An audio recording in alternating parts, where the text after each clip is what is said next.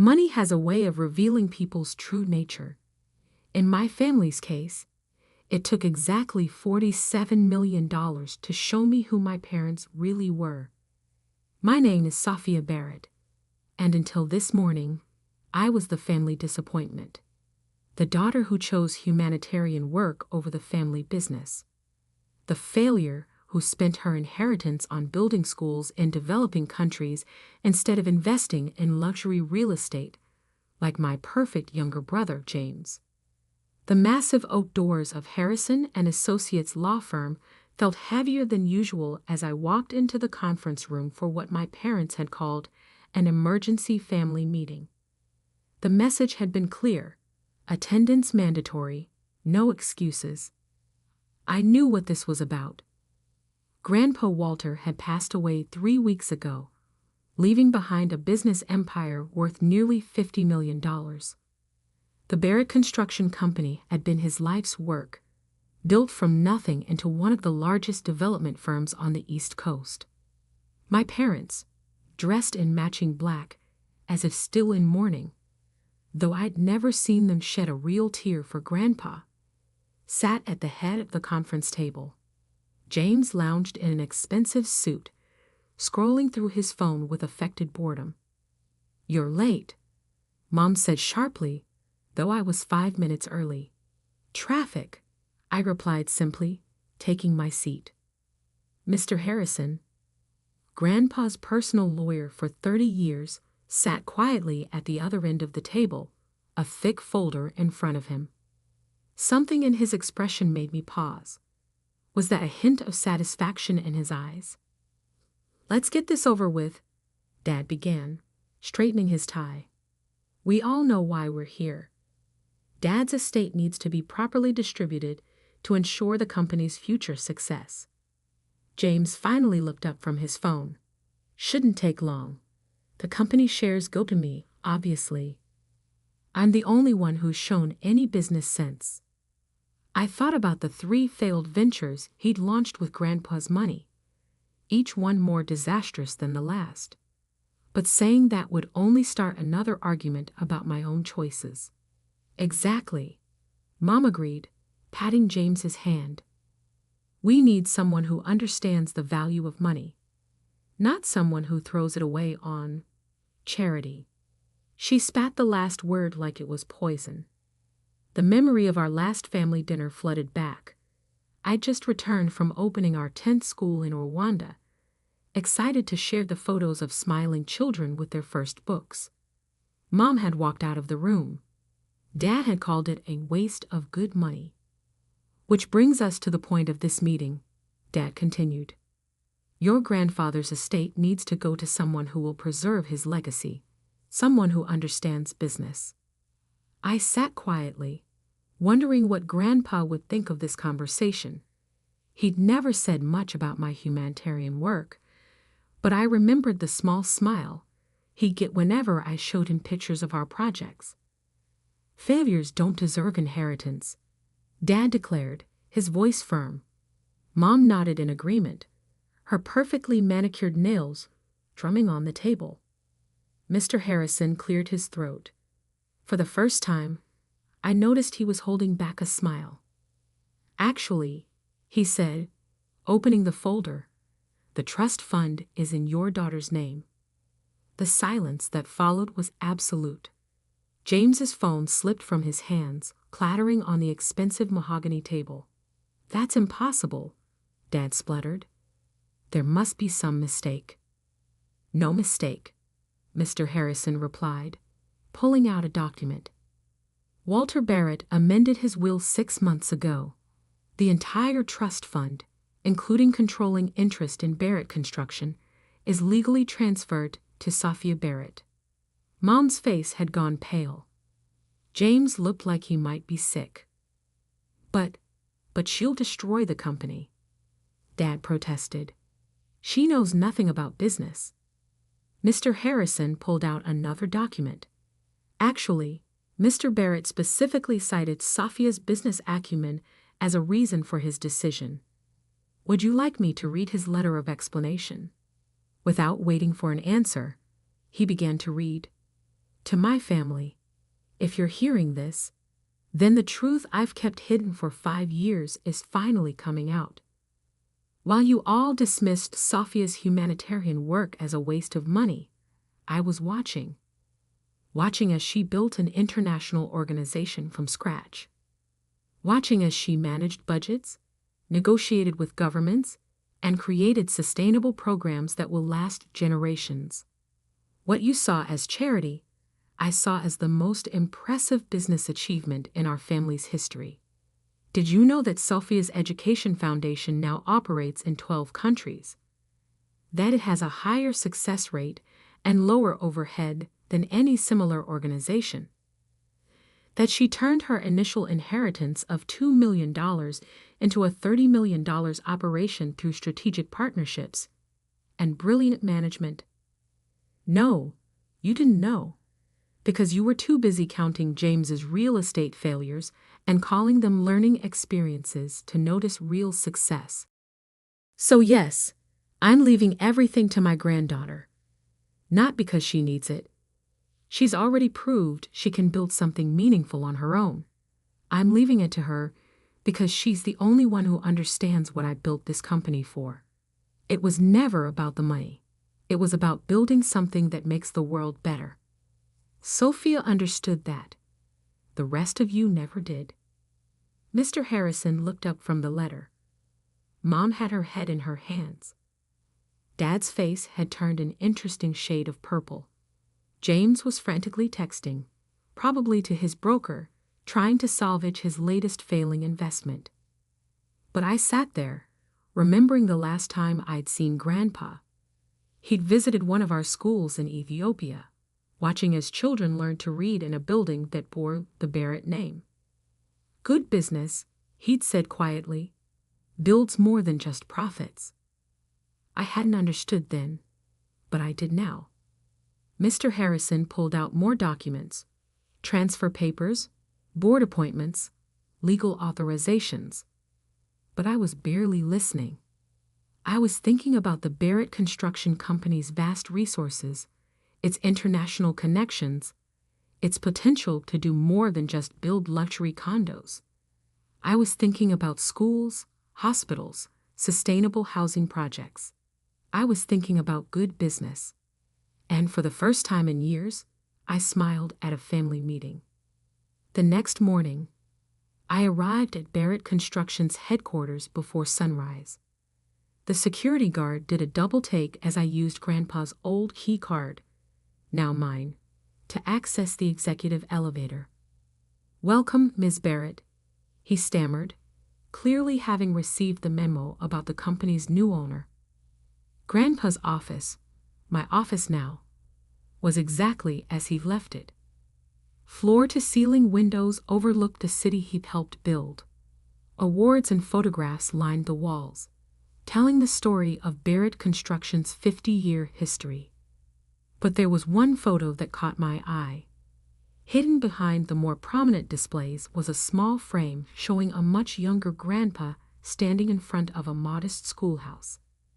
The inscription read, "First Barrett Community Project, 1973. My phone buzzed. Another frantic message from James. "This is insane. You can't run a construction company. You build schools in the middle of nowhere." I smiled, remembering the complex logistics of building those schools. The material sourcing, the local labor coordination, the government negotiations. Each project had been a masterclass in construction management, though my family had never bothered to notice. Mr. Harrison arrived at 7 a.m. sharp, carrying more documents. "The board meeting is scheduled for 9 a.m., he said. "Your father is demanding an emergency vote of no confidence." "Let me guess," I replied, settling behind Grandpa's desk. "He's convinced the other board members I'm going to bankrupt the company with my charitable ideas." "Actually," Mr. Harrison smiled, "he's having trouble convincing anyone. Your grandfather spent the last 6 months showing the board your foundation's financial reports. They were quite impressed. At 8:55, I walked into the boardroom. Dad was already there, huddled with his closest allies. Mom sat in the observers section, her usual poise cracking as she watched me take Grandpa's seat at the head of the table. "This is ridiculous," Dad burst out. "She has no experience in real estate development." "No." I opened my laptop, connecting it to the presentation screen. "Let's talk about experience." The first slide appeared, a map showing my foundation's projects across 3 continents. In the past 5 years, I've overseen the construction of 47 buildings in 12 countries. Average project completion time, 4 months. Average budget variance, under 2%. Success rate, 100%. The board members leaned forward, their expressions changing from skeptical to interested. "But those were just simple buildings," James interrupted from the observers section. "Not luxury developments." I clicked to the next slide. "This is our technical training center in Kenya, built to international standards, incorporating solar power and advanced water recycling systems. Coming in 20% under budget through innovative material sourcing and local partnership programs." More slides followed. Complex construction projects, detailed financial reports, sustainability metrics that made our traditional developments look obsolete. "Barrett Construction has always been about more than just luxury condos," I continued. "At least, it was when Grandpa started it." I pulled up the photo I'd found in his office, the 1973 schoolhouse. Our company's first project wasn't a high-rise or a shopping mall. It was this, a building that changed lives. That's the legacy I plan to continue.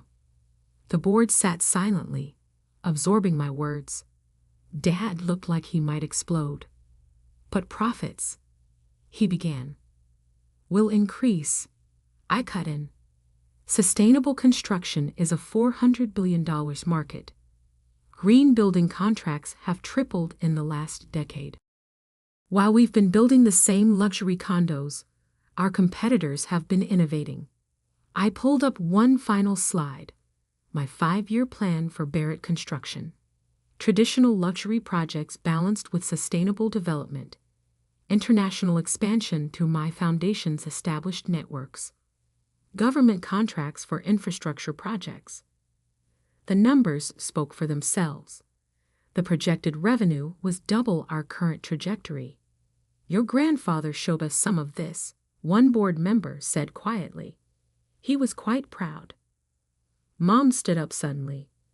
"This is all very impressive, but you're forgetting something. The Barrett name means something in this city.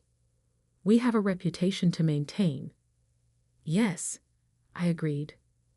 "A reputation for building things that last, for making a difference. Or have you forgotten what Grandpa always said about good business?" The room fell silent. Everyone in the company knew Walter Barrett's favorite saying, "Build for tomorrow, not just today." Mr. Harrison cleared his throat. "Shall we proceed with the vote?" Dad stood up, straightening his tie. "Before we vote, I have one last thing to say." He turned to face the board. "My daughter may have impressive charts and fancy international projects, but she lacks the one thing this company needs: loyalty to the Barrett way of doing things." I thought about the children in our schools, the communities transformed by our projects, the Barrett name becoming synonymous with positive change. "You're right, Dad," I said quietly. "I'm not loyal to your way of doing things. I'm loyal to Grandpa's original vision, to building things that matter." The vote wasn't even close. The board's support was unanimous, save for Dad's single opposing vote. As the meeting adjourned, I caught Mom wiping away what looked suspiciously like a real tear. James stood in the corner, finally seeing his sister clearly for the first time. But it was Dad's expression that struck me most, a mixture of anger, confusion, and something else. Something that looked almost like pride. Mr. Harrison gathered his papers, pausing at my chair. Your grandfather left one more thing for you. Said to give it to you after the board meeting. He handed me an envelope, old, yellowed, sealed with the Barrett Construction logo. Inside was a single photograph and a handwritten note. The photo showed Grandpa and me at one of my first school openings in Tanzania. He was looking not at the camera, but at me, his expression full of quiet pride. The note read, Dear Sophia, they called you a failure because they couldn't see what you were really building. But I saw it, and now everyone else will too. Love, Grandpa. I tucked the note into my jacket pocket, next to my heart, and turned to face my new company. It was time to start building. 1 year can change everything. I stood on the rooftop of our latest project, a mixed-use development in downtown Boston that combined luxury apartments with affordable housing and a community education center. Solar panels glinted in the morning sun, and the rooftop garden was beginning to bloom. The press is ready, my assistant Sarah announced, and your family just arrived. Today was Barrett Construction's 50th anniversary celebration, coinciding with the grand opening of what we dubbed the Barrett Legacy Project. It was also exactly 1 year since that fateful meeting where Grandpa's will had changed everything. The elevator opened, and my parents stepped out. Dad looked different, the proud swagger replaced by something more genuine. Mom's designer outfit was as perfect as ever, but her smile seemed real for once. Behind them came James, carrying his daughter Emma. My niece was wearing a Future Builder t-shirt from our new youth education program. Quite a view, Dad said quietly, looking out over the city. Your grandfather would have loved this. He was right. From up here, you could see 3 generations of Barrett buildings. The old office towers Grandpa had built, Dad's luxury condos, and now my vision of what construction could be: sustainable, inclusive, purposeful. The past year hadn't been easy. Dad had fought me at first, trying to undermine my authority with old business partners. Mom had made tearful appeals about preserving the family's reputation. James had threatened to sue, convinced I would destroy his inheritance. But then something unexpected happened. Results. Our first quarter under my leadership showed a 40% increase in profits, driven by government contracts for sustainable infrastructure projects. My international connections brought in partnerships that opened new markets. The Barrett name became associated with innovation, not just luxury. Ms. Barrett, Sarah appeared again. They're ready for the ceremony. I followed my family down to the plaza where hundreds of people had gathered. Employees, investors, community members, and a group of children from our education program, all here to celebrate what Barrett Construction had become. As I took the podium, I saw familiar faces in the crowd. The project manager who doubted me at first, but now led our sustainable building division. The local politicians who had opposed our mixed-income housing plan until they saw the results. The international partners who'd helped us expand into green construction markets across 3 continents. 50 years ago, my grandfather built his first project, a simple schoolhouse that changed lives. Today, Barrett Construction continues that legacy on a global scale.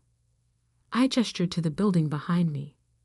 This isn't just another development. It's a blueprint for the future. Luxury apartments that subsidize affordable housing, a community center that offers technical training, solar power that reduces costs for all residents. This is what happens when we build for tomorrow, not just today. The crowd applauded, but I wasn't finished. Some of you know that a year ago, my grandfather made a controversial decision. He left his company to someone many considered a failure. I paused, meeting my parents' eyes. He saw something others didn't, that success isn't measured by how much we build, but by what we build for. Mom was crying now. Real tears this time. James held Emma tighter. In the past year, Barrett Construction has built 23 sustainable developments, 15 community centers, and partnered on infrastructure projects in 8 countries. Our profits have doubled. Our workforce has tripled. But more importantly, we've returned to our roots, building things that matter. I revealed the plaque we'd be mounting in the lobby. The Walter Barrett Community Center, it read, with Grandpa's photo and his favorite quote, "Build for tomorrow, not just today." And now, I continued, I'd like to announce our next chapter. The screens behind me lit up with renderings of our newest initiative, the Barrett Foundation for Sustainable Development, a $1 billion commitment to green building technology, community-focused construction, and technical education programs. But I won't be leading this initiative alone, I said, watching my family's expressions. Because true legacy isn't about one person's vision, it's about bringing people together. I gestured to James. My brother will head our new technical education division, using his experience to help others learn from both success and failure. James straightened, surprise and gratitude in his eyes. Emma clapped excitedly. My father will lead our community relations team, bringing decades of local knowledge to our development projects. Dad's hands trembled slightly as he nodded. And my mother will direct our philanthropic partnerships, combining her social connections with true purpose. Mom's perfect makeup was streaked with tears, but her smile was radiant. Because that's what Grandpa really left us, I concluded. Not just a company or a fortune, but a challenge. To build something bigger than ourselves. To turn success into significance. To prove that good business and good works can go hand in hand. The applause was thunderous, but I barely heard it. I was watching my family. Really watching them. Dad's pride was no longer about status, but about impact. Mom's social circle was becoming a force for change. James was teaching Emma that true success means lifting others up. Later, as the celebration continued, I found myself back on the rooftop. The sun was setting, painting the city in shades of gold. In the garden, Emma was helping plant new seedlings, supervised by James. Your grandfather was right, Dad said, joining me at the railing. About everything. Even about me being a failure. I teased. He shook his head. You never were. We just failed to see what you were building. Mom appeared with coffee, not her usual expensive latte, but simple cups from the community center's training cafe. To think, she mused, all those years we worried about the Barrett legacy, and you were building it all along. I took out Grandpa's old photo, the one from my first school project. Now it hung in my office alongside pictures of our new developments. A reminder that every great achievement starts with a simple decision to build something that matters. You know what Grandpa told me once, I said, watching Emma learn about rooftop gardens from her father. He said success isn't inherited, it's built. One day, one project, one life at a time. The city stretched out before us, filled with buildings bearing our name. But now they stood for something more than luxury or profit. They stood for possibility, for community, for change. Sometimes the greatest revenge isn't in proving others wrong. It's in showing them a better way to be right. And sometimes, what looks like failure to some is actually the foundation of something far greater than success. The sun set on our celebration, But I knew tomorrow would bring new projects, new challenges, new opportunities to build something meaningful. After all, that's what Barretts do. We build for tomorrow.